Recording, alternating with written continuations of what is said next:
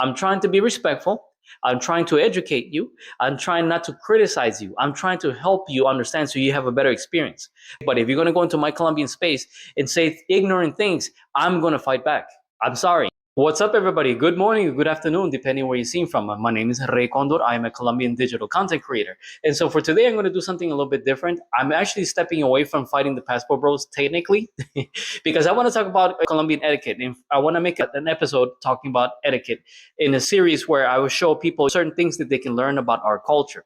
I created my TikTok channel and also my YouTube channel because I want to create, things about people who are going to Colombia, and I want to give them the best experiences possible. Usually I have been fighting with the Passport Bro groups, and I've been taking a break from that. And what I'm going to do something today, I'm going to do something a little bit differently. I want to create a video series about etiquette. And I'm actually tagging a few people here because I've been having certain issues with certain, I will say, tourists or foreigners who are getting into my comments talking about things that I'm not talking about, or they're just getting the wrong impression.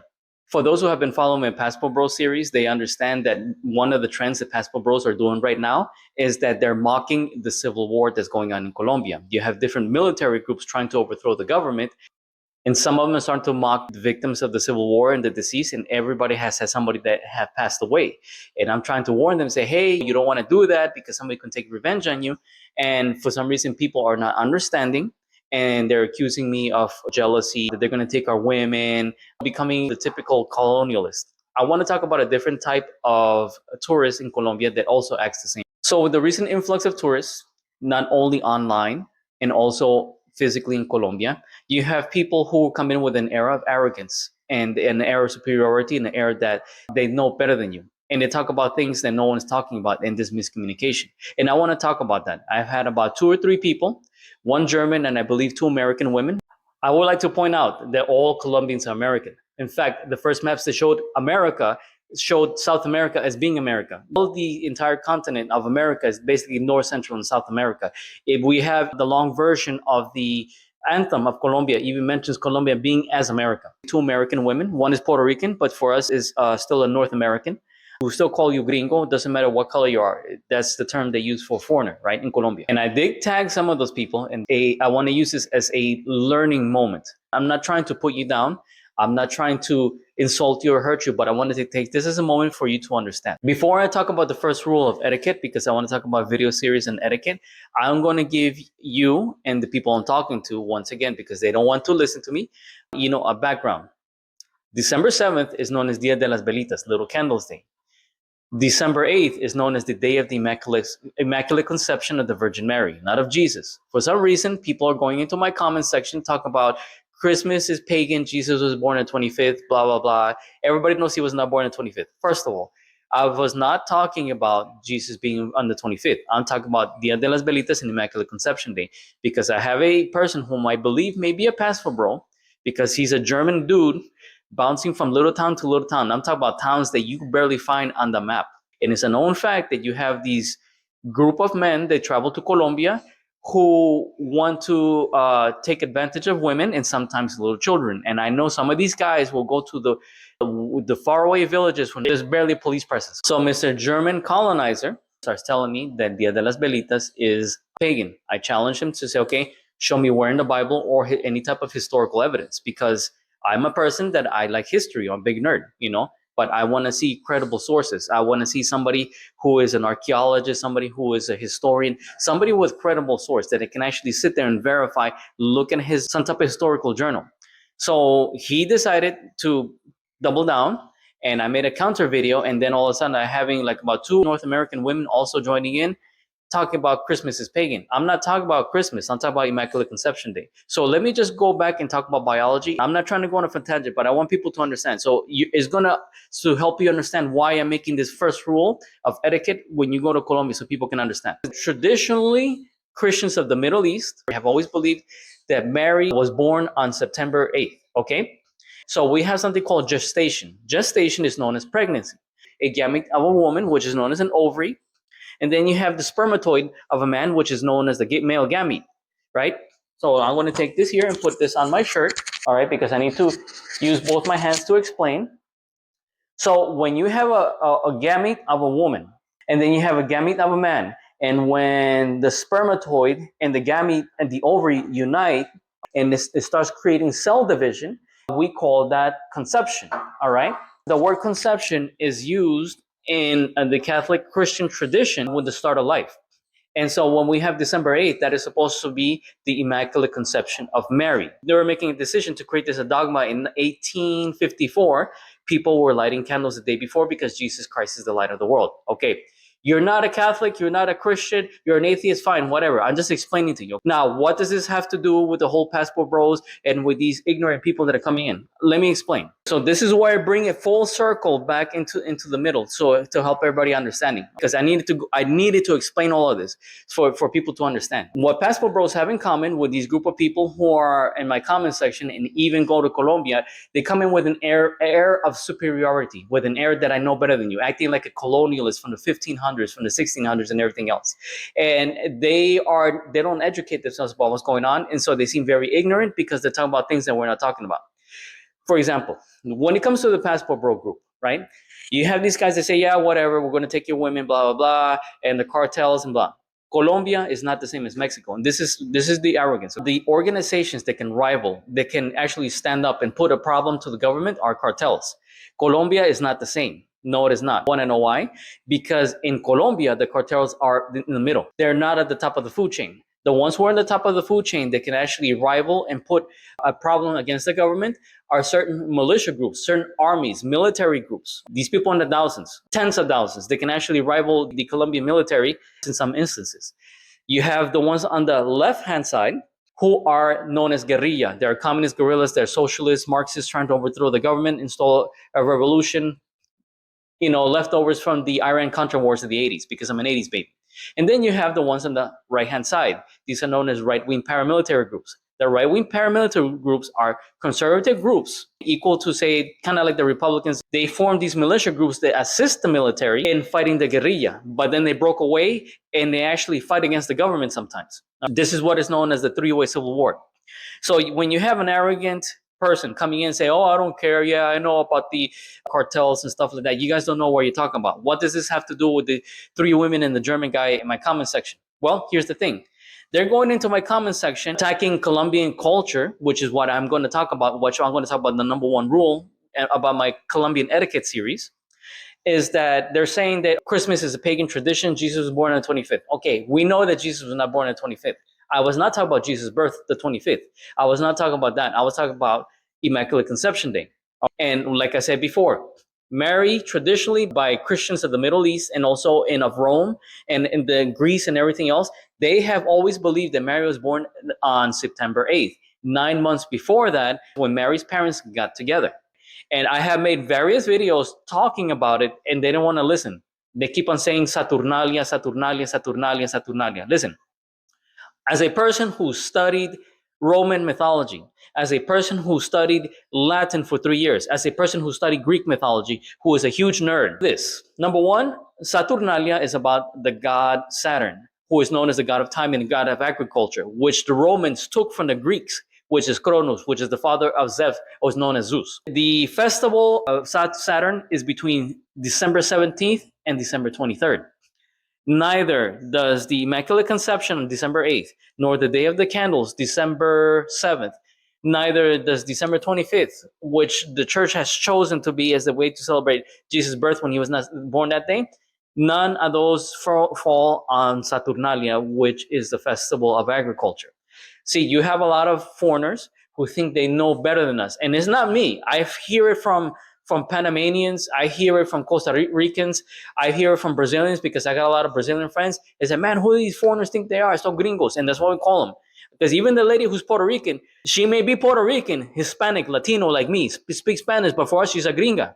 Because if gringo or gringa is just foreigner. That's what it means, foreigner, right? And we complain because like these people coming into our country, telling us what to do, not listening to us, not hearing to us, and they come in with this era of arrogance. So now that we get that down, we're going to go into the first rule of my etiquette course about Colombia.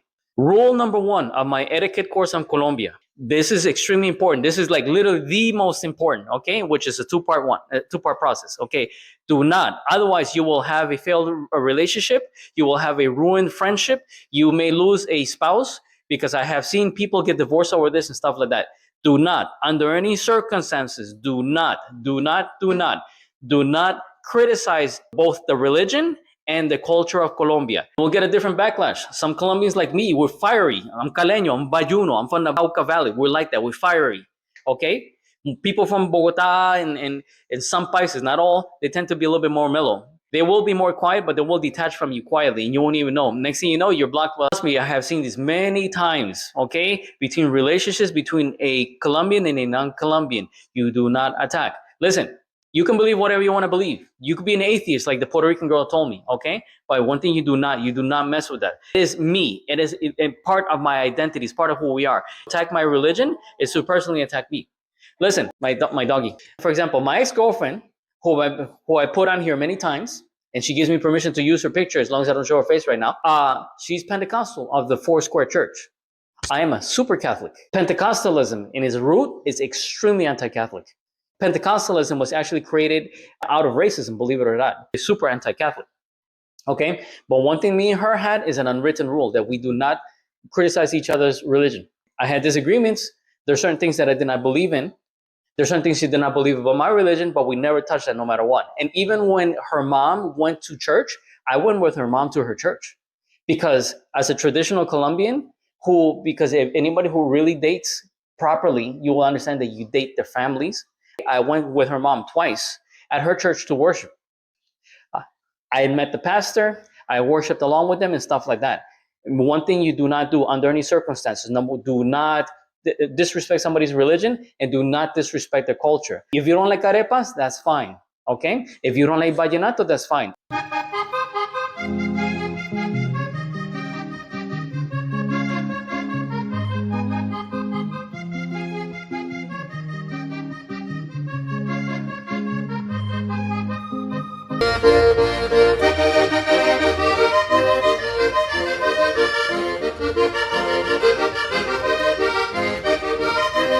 If you don't like joropo llanero, that's okay.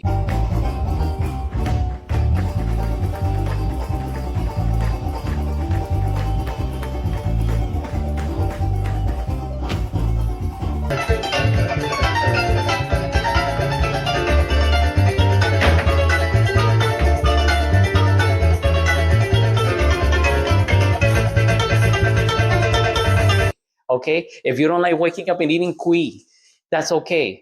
All right? If you don't like sanjuaneros, if you don't like bambuco, that's okay.